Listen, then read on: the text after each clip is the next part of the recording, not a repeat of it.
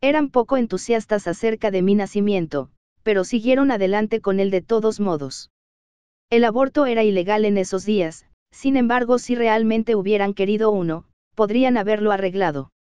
Sin embargo, sus sentimientos acerca de traerme al mundo eran ambiguos.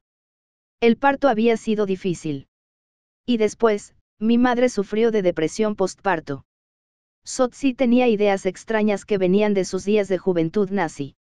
Ella quería entrenarme para ser un superhombre de la Wehrmacht, ejército alemán, un soldado con una voluntad de hierro. Ella creía que la empatía era una debilidad que debe ser eliminada de los niños mediante entrenamiento. La lactancia materna fomenta la empatía. Así que Sotsi había convencido a mi madre deprimida y vulnerable de no amamantarme. Esto creó problemas de salud para mí cuando era un bebé. Esto no quiere decir que mi madre fue cruel conmigo. Ella y los demás miembros de mi familia me trataron bien cuando niño, pero desafortunadamente Sotsi había logrado involucrarse en mi familia. A veces había sido mi niñera cuando yo era un bebé. Así que a veces me quedaba a solas con ella. Ella creía que un bebé debe ser aislado y tocado lo menos posible. Si yo lloraba, ella comprobaría si mis pañales necesitaban cambiarse. Si no encontraba ninguna razón para mi llanto que ella considerara válida, me abofetearía fuerte en la cara. Sotsi tenía una personalidad social cuidadosamente construida. Superficialmente Sotsi parecía una jovencita alegre con un gracioso acento alemán. Pero realmente era una malvada bruja satánica. Sin embargo, cuando mis padres estaban presentes, su comportamiento hacia mí era siempre apropiado y amable. Les gustaba Sotsi y la respetaban. Periódicamente vendría en los fines de semana y me cuidaría a mí y a mis hermanos gratis. A mis padres les parecía una persona responsable. Confiaban completamente en Senior, que sabían que era su amigo. Mis padres no sabían nada de las sociedades secretas luciferinas o de la experiencia de la juventud nazi de Sotsi. Todo lo que sabían era que ella parecía ser capaz de manejar bien a los niños. Y de hecho podía manejar eficazmente a los niños. Superficialmente aparentaba ser una buena niñera. Pero en realidad manejaba a los niños con la misma habilidad impersonal con que el dueño de un rancho se encarga de su ganado. Lo que mis padres no entendían era que una vez que nos dejaban a solas con Sotsi, mis hermanos y yo estábamos en peligro. Cuando ella quería, podía noquearnos con drogas para dormir. Era famosa por su chocolate caliente. Lo haría especial con pequeños malvaviscos flotando en las tazas. Lo que yo no sabía entonces era que ella también estaba poniendo drogas en él.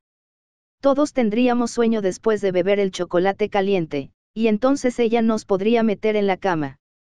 Pero lo que yo no sabía en ese momento era que a veces ella haría otras cosas con nosotros también. Hay otra cosa que debería contarle acerca de nuestro vecindario. Aunque la mayoría de las familias allí era gente buena, había un número de satanistas secretos que vivían allí o en los alrededores. El primer satanista que se había mudado a esa área, años antes que los demás, lo hizo porque había encontrado una casa en venta, que tenía el número de la calle de 666. Así que voy a referirme a él como señor 666. Él tenía amigos que eran adoradores de Satán, y algunos de ellos más tarde se habían mudado a las cercanías. Varios de estos satanistas trabajaban en la escuela primaria local. Había al menos 6 casas cerca de mi casa que eran propiedad de los amigos satánicos de Senior y Sotsi. Eventualmente, años más tarde, podría entender que Sotsi me llevaba a la cercana casa del señor 666 en la noche después de que nos dejaba inconscientes a mis hermanos y a mí. Por el tiempo cuando yo era un adolescente, me había familiarizado con algunos satanistas. 7/108. Descontentos quienes ellos mismos se habían desilusionado con el luciferismo. Uno de estos satanistas me mostró algunas fotografías de mí mismo, cuando niño, dormido y desnudo en un altar satánico. También había fotos similares de mis hermanos. Los satanistas pedófilos se referían a ellas como las fotos de la belleza durmiente 3. Resultó que el señor 666 había tomado estas fotos sin nuestro conocimiento y había vendido copias de ellas a otros satanistas pedófilos. A medida que Sotsi hacía este truco suyo de sueño inducido por drogas cada vez más, comencé a recordar algunos de estos viajes nocturnos. pero en aquel momento realmente no entendía lo que estaba pasando. Una cosa que los satanistas hacen cuando abusan de los niños es que ponen elementos surrealistas en sus rituales. De esta manera, si el niño recuerda y relata el incidente, sonará como si no fuese real. Un ejemplo de esto puede encontrarse en mi primer recuerdo de este abuso que tuvo lugar en la casa del señor 666. Hizo este truco en el cual él podía tender una cuerda floja a unos 3 pies, 1 metro, del suelo en el interior de su casa. Él atravesó la casa, de una viga de soporte a la otra, a través de una entrada. Al parecer se había entrenado a sí mismo para ser un equilibrista. Él oscurecería las luces de tal manera para que la cuerda no pudiera ser vista fácilmente. Instalaría su altar satánico en su sala de estar. Luego, usando una máscara de Halloween de Frankenstein y una bata negra, entraría en la sala de estar caminando sobre la cuerda floja de modo que parecía como si estuviera caminando por encima del suelo en el aire. Hizo eso una noche cuando desperté parcialmente del sueño inducido por drogas. Al día siguiente, cuando me levanté por la mañana, le dije a mi madre que Sotzi me había llevado a algún lugar la noche anterior. También le dije a mi madre que había visto a Frankenstein caminando en el aire. Mi madre insistió en que yo solo había experimentado una pesadilla y me dijo que ya no debería ver más películas de terror.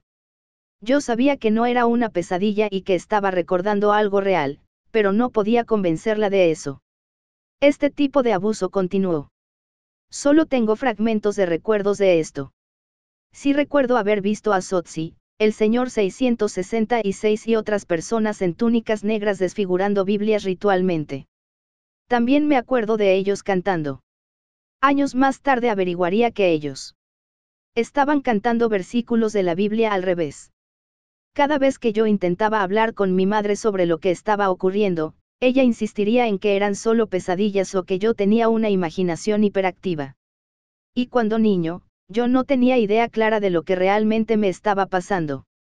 Durante estos ritos satánicos a los que yo había sido llevado, nunca vi la cara de nadie. Todos llevaban máscaras o escondían sus rostros en las sombras de las capuchas que usaban. Aparentemente el señor 666 se obsesionó sexualmente conmigo. Empezó a acosarme. Empecé a notar a un hombre siguiéndome por ahí cuando caminaba por el vecindario con mis amigos de la infancia. En el momento, no asocié a este hombre con las experiencias de pesadilla que tenía cuando Sotzi nos cuidaba. Yo no sabía quién era este hombre, pero lo había visto por el vecindario en diversas situaciones. Solo sabía que vivía en algún lugar en nuestro vecindario general. Cuando hacía buen tiempo, mis padres tenían a menudo barbacoas y fiestas de patio con cócteles en el que cualquier persona del barrio era bienvenido a pasar. El señor 666 se había congraciado él mismo con mis padres de modo que él pudiera estar cerca de mí. Sin embargo, en esos días no asocié su cara con el hombre de la máscara de Frankenstein que me había aterrorizado en visiones de pesadilla. Y el abuso al que yo había sido sometido en las noches cuando Sotzi me llevó estaba limitado a lo que se me podía hacer mientras yo estaba semiconsciente. A la mayoría de estas experiencias yo no las podía recordar conscientemente de todos modos. Tengo razones para. 3N del T, alude al título en inglés del cuento La Bella Durmiente. El control mental ha usado profusamente todo tipo de historias, no solo cuentos infantiles, desde tiempo inmemorial, desde antiguos mitos hasta modernas películas, narradas a través de todo tipo de arte, por toda clase de personas y grupos, tales como Disney y Hollywood. Es posible que, aun dormido o semiconsciente el niño, su subconsciente, absorba la negatividad del ritual experimentando sus correspondientes emociones, y que su efecto sea acumulativo. Así que es probable que esta práctica sea muy antigua.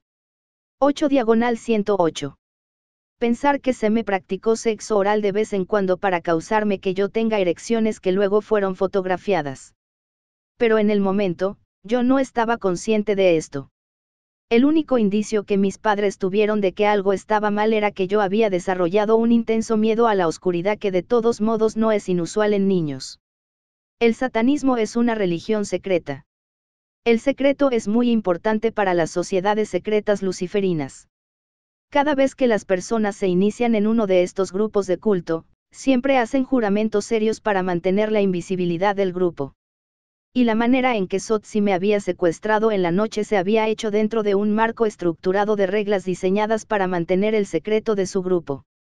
Pero un día el señor 666 cruzó una línea y rompió su regla de secreto cuando me secuestró a plena luz del día. Esto fue cuando yo tenía unos 8 años. Solo a media cuadra de donde yo vivía había un pequeño parque donde los niños jugaban. Mi madre se sentía cómoda dejándome ir ahí solo. En el momento del secuestro, había un par de niños en un lado del parque jugando a saltar la cuerda y yo estaba jugando solo, pateando una pelota por ahí. De repente este coche paró junto a mí y un hombre saltó de él y me agarró. Me tiró en el asiento trasero y se alejó conduciendo. Recuerdo todo esto borrosamente como una mezcla de terror y confusión. Me llevó a su casa, que estaba cerca, y abusó de mí por lo que parecían varias horas. Yo estaba llorando todo el tiempo. Él me desnudó, me acarició, me practicó sexo oral y se masturbó. Hizo esto varias veces. También se filmó a sí mismo haciendo esto. Finalmente el abuso tortuoso terminó. Entonces él me vistió, me puso de nuevo en su auto y condujo a varias cuadras de distancia. Me abandonó frente al edificio de la escuela cercana antes de huir a toda velocidad. Algunos chicos mayores me encontraron sentado en la acera llorando. Me llevaron caminando de regreso a casa de mis padres. Mi madre y mi padre estaban muy molestos. Aparentemente los adultos y niños mayores de todo el vecindario habían salido a buscarme. Los otros niños que se encontraban en el parque conmigo no habían estado seguros acerca de mi secuestro. Me habían ignorado mientras jugaban por su cuenta. Habían escuchado un automóvil parar y luego alejarse a toda prisa. En algún momento después de que sucedió eso, se habían dado cuenta de que yo no estaba. Sin estar seguros de si algo malo me había pasado, volvieron a su casa para decir algo a su madre acerca de ello. Su madre llamó a mi madre. La comunicación sobre lo que había ocurrido en realidad no está clara. Mi madre no estaba segura de si yo había sido secuestrado o si me había extraviado y perdido.